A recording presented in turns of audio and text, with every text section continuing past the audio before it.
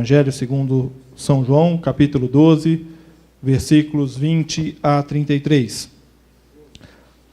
Alguns gregos que tinham vindo a Jerusalém para adorar durante a festa da Páscoa procuraram Filipe, que era de Betsaida, da Galileia, e lhe disseram: por favor, gostaríamos de ver Jesus. Filipe falou a esse respeito com André, e os dois foram juntos falar com Jesus. Jesus respondeu: chegou a hora de o Filho do Homem ser glorificado. Eu lhes digo a verdade, se o grão de trigo não for plantado na terra e não morrer, ficará só. Sua morte, porém, produzirá muitos novos grãos. Quem ama sua vida neste mundo a perderá. Quem odeia sua vida neste mundo a conservará por toda a eternidade. Se alguém quer ser meu discípulo, siga-me, pois meus servos devem estar onde eu estou, e o Pai honrará quem me servir. Agora minha alma está angustiada. Acaso devo orar? Pai, salva-me desta hora? Mas foi exatamente por esse motivo que eu vim. Pai, glorifica teu nome. Então uma voz falou do céu: eu já glorifiquei meu nome e o farei novamente em breve. Quando a multidão ouviu a voz, alguns pensaram que era um trovão, enquanto outros afirmavam que um anjo havia falado com ele. Então Jesus lhe disse: a voz foi por causa de vocês, e não por minha causa. Chegou a hora de julgar o mundo. Agora o governante deste mundo será expulso, e quando eu for levantado da terra, atrairei todos a mim. Ele disse isso para indicar como morreria. São palavras do Senhor para a nossa edificação. A igreja pode se assentar.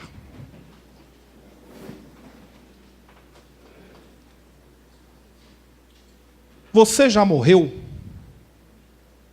Você não escutou errado, eu vou repetir a pergunta. Você já morreu?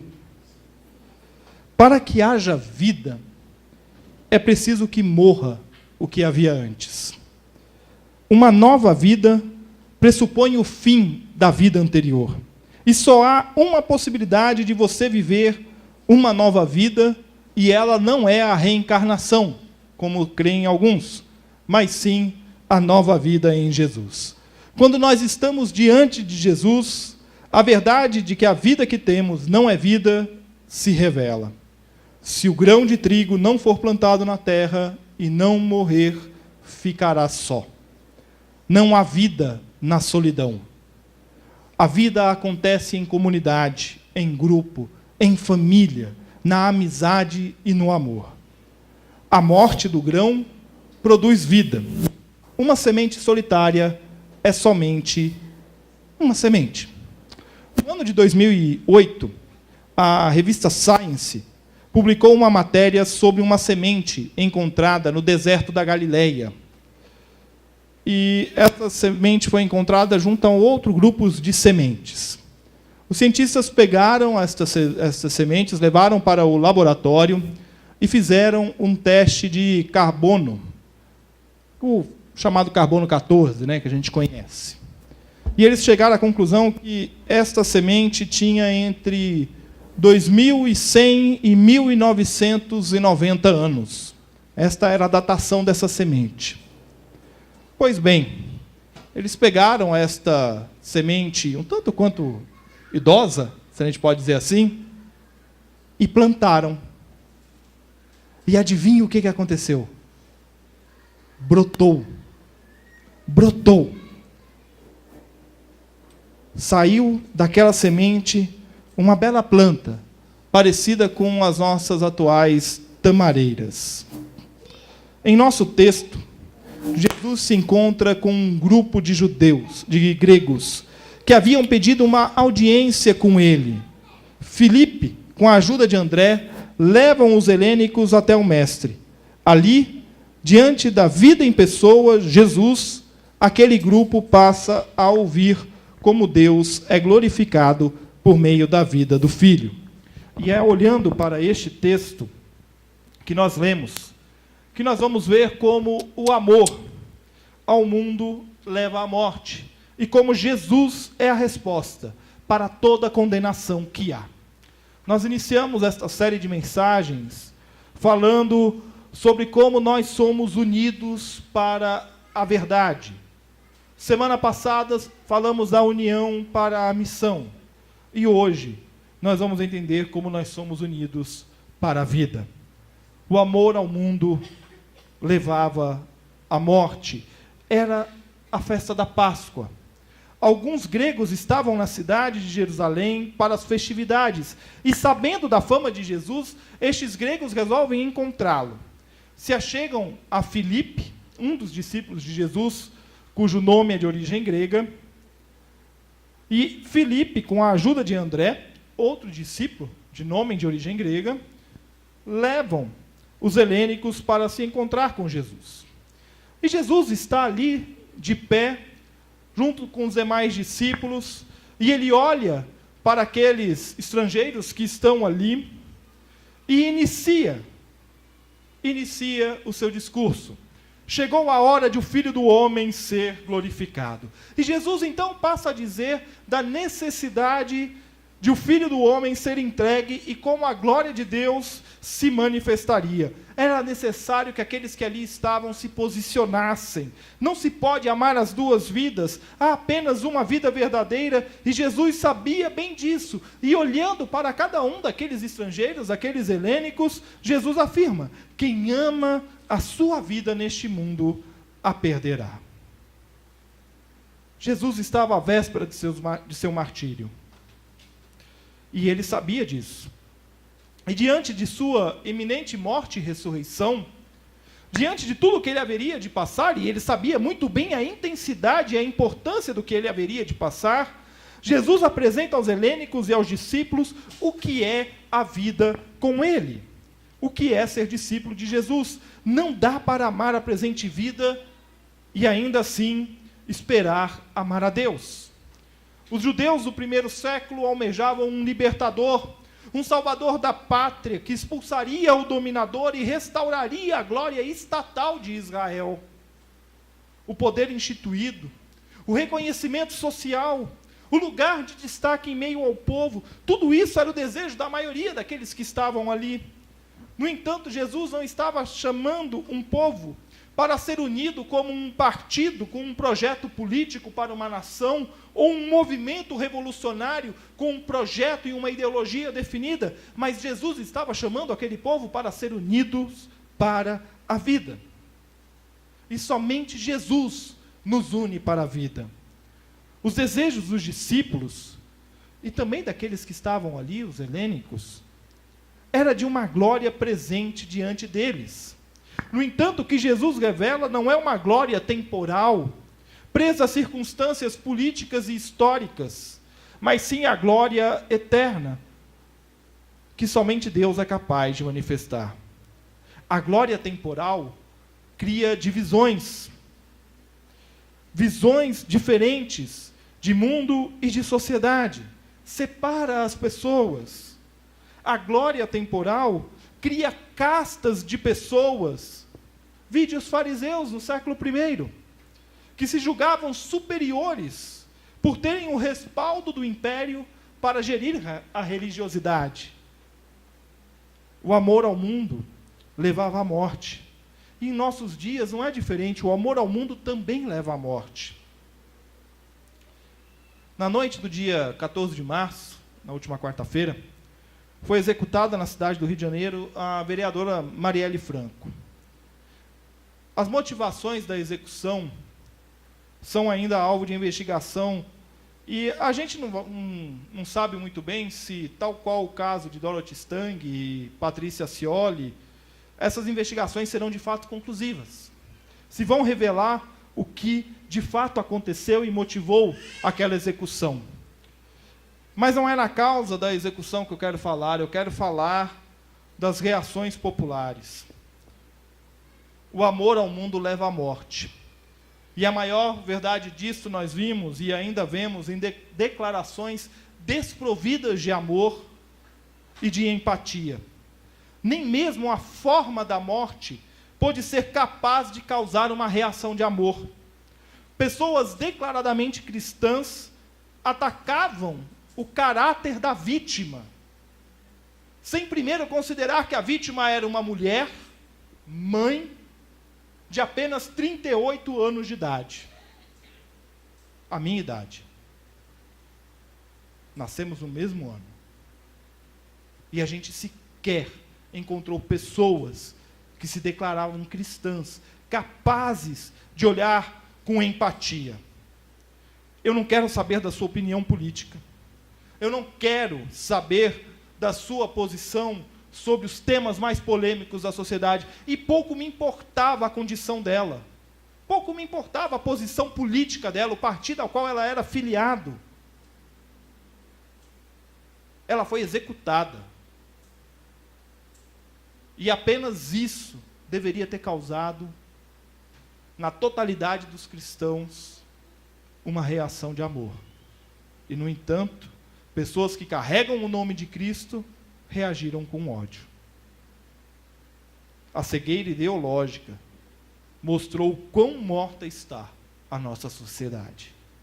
Não dá para amar a presente vida e ainda assim esperar amar a Deus.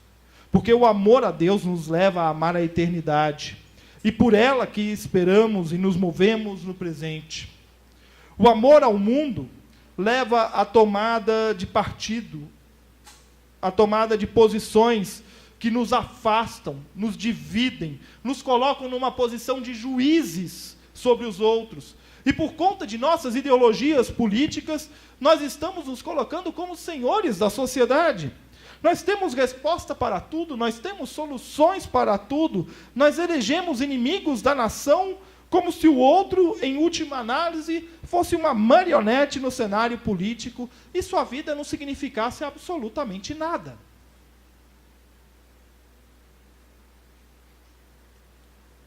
Cheguei ao cúmulo de encontrar um cristão dizer o seguinte: bandido bom é bandido morto. Será que é mesmo? Porque o exemplo que o nosso mestre nos deu é que bandido bom é bandido salvo. Pelo menos foi isso que aconteceu lá na cruz. Não é bandido morto, é bandido salvo. Será que o outro não tem vida? Nós reduzimos mesmo as nossas relações e o nosso amor ao próximo a um discurso ideológico? Será que é isso? Jesus nos une para a vida, mas nós insistimos em dividir, em separar, em afastar. Nós criamos em nossas mentes conceitos para nos dar segurança, num mundo que é tão difuso, num mundo que tem valores tão abertos, tão amplos, tão líquidos, que nós nos esquecemos da verdade fundamental de que nós somos chamados para proclamar o Evangelho. E isto não se dá espalhando o ódio, mas sendo luz e sal na vida das pessoas. E isto inclui, e Jesus foi muito claro quanto a isso, meu irmão e minha irmã, isso inclui orar por aqueles que nos perseguem, amar os nossos inimigos, amar o próximo como a nós mesmos. O discurso ideológico fascina muito, porque ele nos apresenta soluções muito bem desenhadas para a sociedade. Você pode perguntar a um de esquerda, a um de direita, a um de centro, qualquer posicionamento político, ele vai te apresentar uma solução muito bem desenhada para a sociedade. O problema não é a esquerda, não é a direita. O problema é que são práticas para as quais a única solução eles não são capazes de dar. Porque o problema da nossa sociedade não é a ideologia A ou a ideologia B. O problema da nossa sociedade é o problema da humanidade. É um problema estrutural que a Bíblia nos diz que só Jesus pode responder. O problema é o pecado.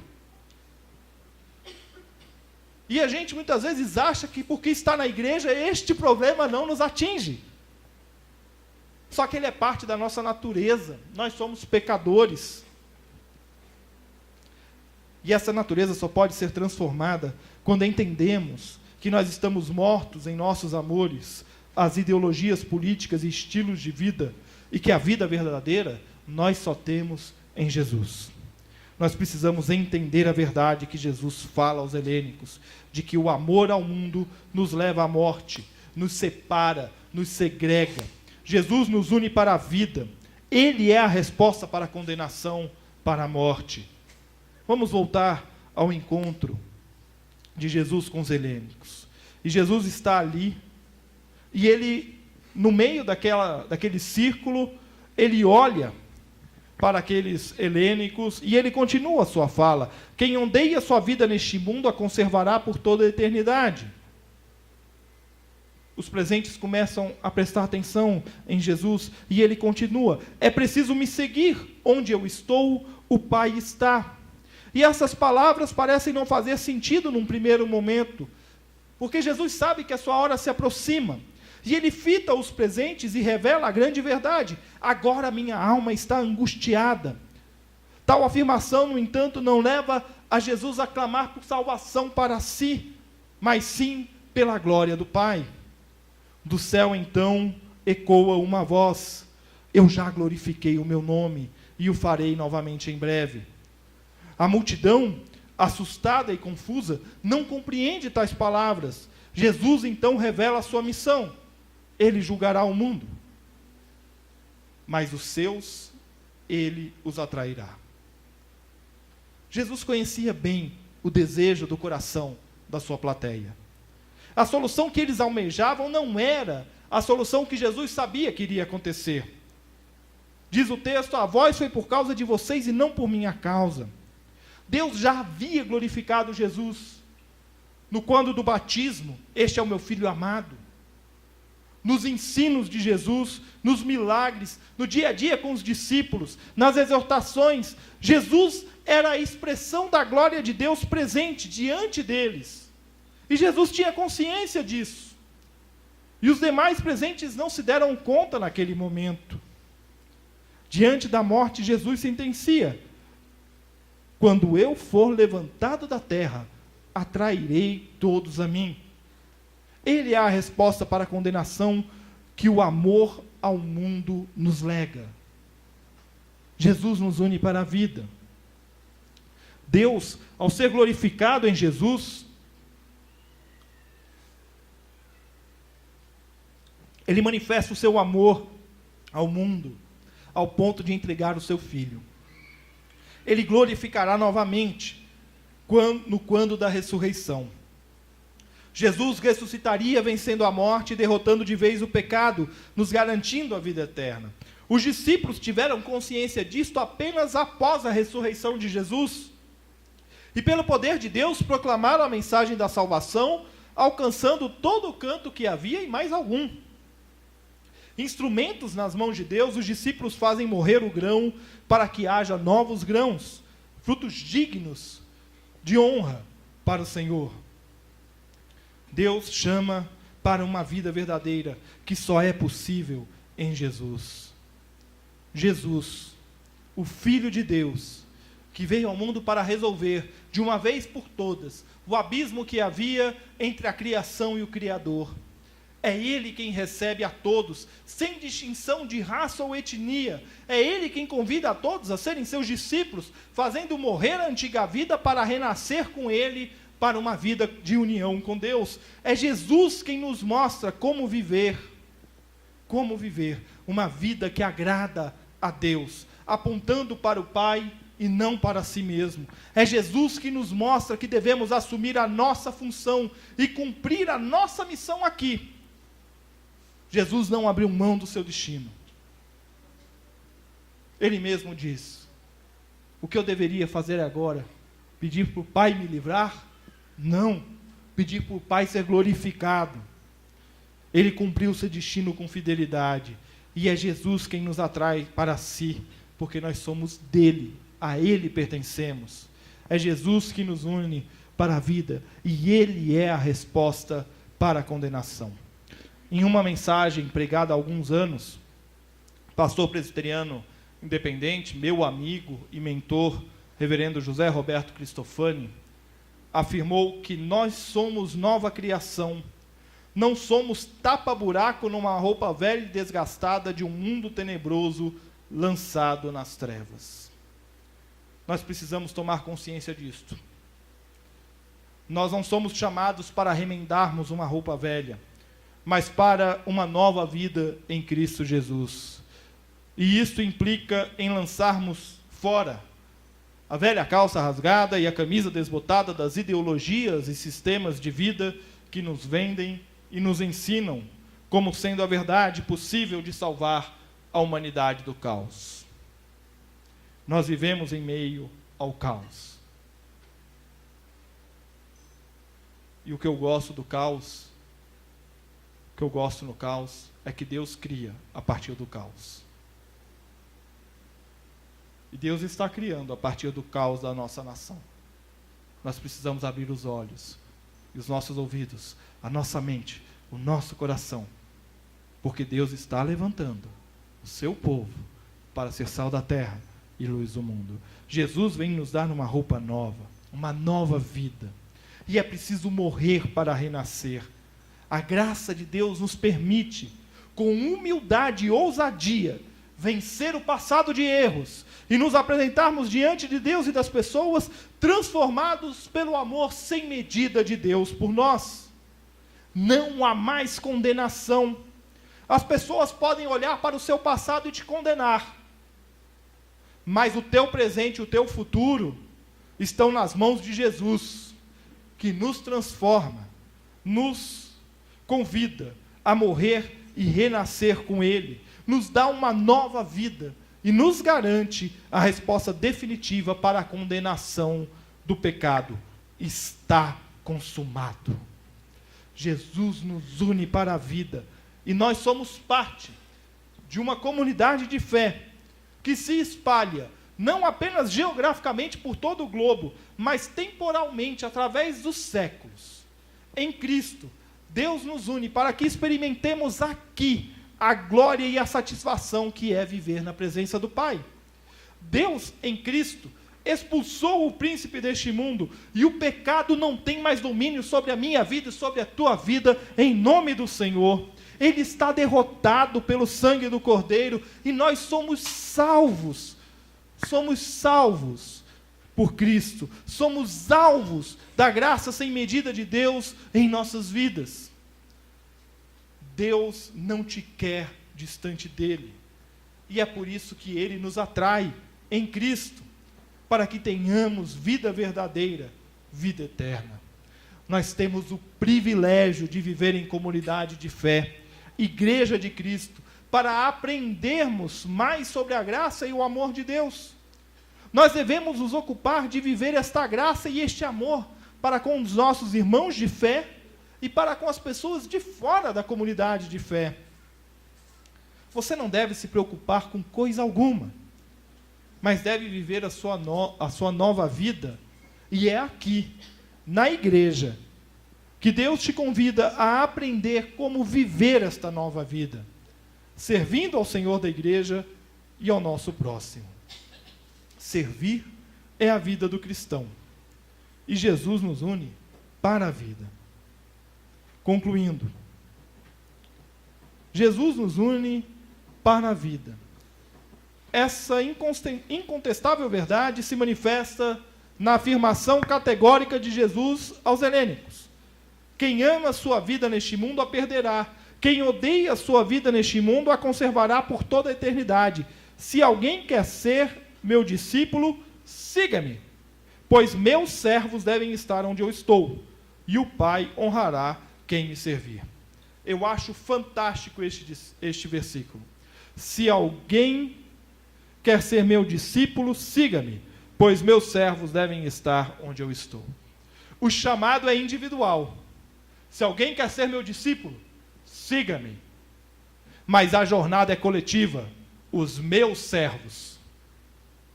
Você não caminha sozinho.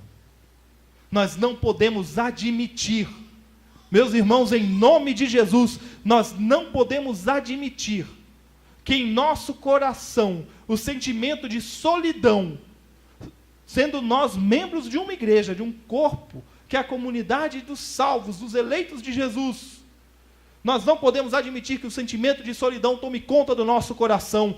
Tenha a liberdade de pegar o telefone e ligar para um irmão de fé e falar: meu irmão, ora comigo, vem aqui conversar comigo, porque eu estou me sentindo só. Da mesma forma, nós não podemos abrir mão daqueles que estão calmamente se afastando. E a gente às vezes não percebe. Nós devemos ir atrás daqueles que estão se afastando, porque nós temos o privilégio de servir ao nosso Senhor e Salvador. Ao usar o plural, meus servos, Jesus indica que nós não estamos sós. Nós somos a comunidade de servas e servos do Senhor. Nós somos chamados por Ele para a união da fé, para a proclamação do Evangelho e para a vida verdadeira. O convite para a unidade é mais que um convite, é uma ordem de Jesus. Nós somos chamados para a vida nova e Deus nos une como povo, para que juntos nos alegremos, enfrentemos as batalhas e as dificuldades e passemos a ter mais amor e tolerância uns com os outros. Que nós olhemos mais com amor ao invés de desconfiança e menosprezo, para que as nossas ideologias políticas e pessoais caiam por terra diante do poder transformador e doador da vida, que é a graça de Deus. Viva a vida que Deus graciosamente lhe dá. Não perca seu tempo com vãs discussões que nada agregam. Inspire pessoas, mostre a elas que é possível ser sal da terra e luz do mundo, que a vida é mais que um debate eterno em torno dos problemas. A vida é Jesus. Você já morreu? Eu retomo a pergunta da introdução, para que você saia daqui hoje ciente que se não morrer, não produzirá frutos.